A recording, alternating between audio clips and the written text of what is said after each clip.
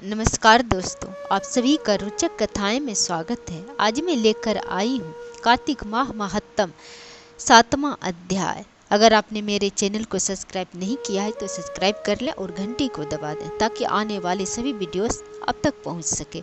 तो आइए शुरू करते हैं। कार्तिक माह महात्म 7वां अध्याय। नारद जी कहते हैं, हे राजन सुनिए, कार्तिक मास में व्रत करने वालों के नियमों को मैं संक्षेप में सुनाता हूँ, उसे आप सुनिए। व्रती को सब प्रकार के मांस, उड़द, राई, खटाई तथा नशीली वस्तुएं का त्याग करना चाहिए। व्रती को दूसरे का अन्न ग्रहण नहीं करना चाहिए, किसी से ईर्ष्या नहीं करनी चाहिए। तीर्थ के अतिरिक्त अन्य कोई यात्रा नहीं करनी चाहिए। देवता, वेद, ब्राह्मण, गाय, व्रती, नारी, राजा, गुरुजनों तथा अन्य किसी की भी निंदा नहीं करनी चाहिए। व्रती को दाल, तिल, पकवान व दान किया हुआ भोजन ग्रहण नहीं करना चाहिए। किसी की चुगली या निंदा भी नहीं करनी चाहिए। किसी भी जीव का मांस नहीं छूना चाहिए। पान, कत्था, चूना, नींबू, मसूर, बासी तथा जूठे भोजन का भी प्रयोग नहीं करना चाहिए। गाय, बकरी तथा भैंस के अतिरिक्त अन्य किसी पशु का दूध नहीं पीना चाहिए। कांस्य के पात्र में रखा हुआ पंचगव्य बहुत छोटे घड़े का पानी तथा केवल अपने लिए ही पका हुआ अन्न प्रयोग करना चाहिए। कार्तिक माह का व्रत करने वाले मनुष्य को सदैव ब्रह्मचर्य का पालन करना चाहिए।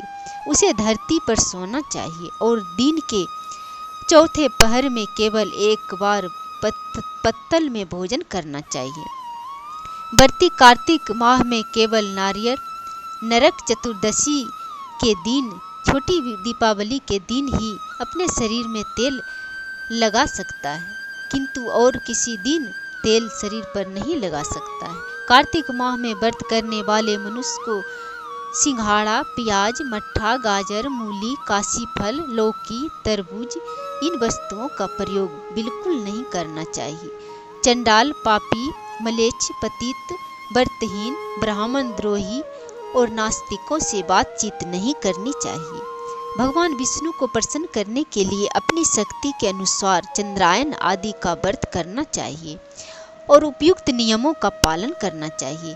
व्रती को प्रतिपदा को कुम्हड़ा, द्वितीय को कटहल, तृतीया को तरुणी स्त्री, चतुर्थी को मूली, पंचमी को बेल, षष्ठी को तरबूज, सप्तमी को आंवला, अष्टमी को नारियल, नवमी को मूली, दसवीं को लौकी, एकादशी को परवल, द्वादशी को बैर, त्रयोदशी को मट्ठा, चतुर्दशी को गाजर तथा पूर्णिमा को साग का प्रयोग नहीं करना चाहिए।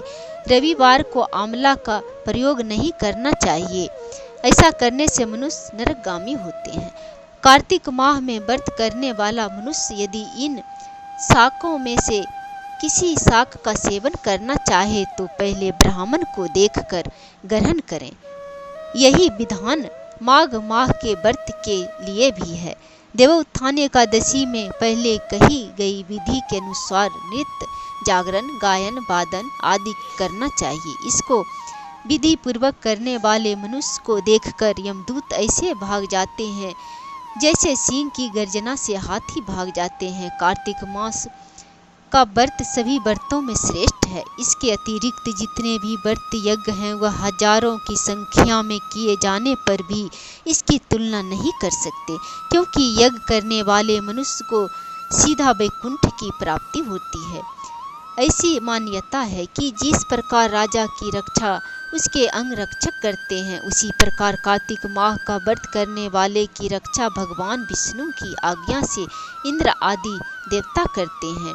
व्रती मनुष्य जहाँ कहीं भी रहता है वहीं पर उसकी पूजा होती है, उसका यश फैलता है। उसके निवास स्थान पर भूत, पिशाच आदि कोई भी नहीं रह पाते। विधि पूर्वक कार्तिक माह का व्रत करने वाले मनुष्य के पुण्य का वर्णन करने में ब्रह्मा जी भी असमर्थ है। यह व्रत सभी पापों को नष्ट करने वाला है, पुत्र पौत्र प्रदान करने वाला है और धन धान्य की वृद्धि करने वाला है। यह कार्तिक महात्म 7वां अध्याय संपूर्ण हुआ। जय श्री हरि।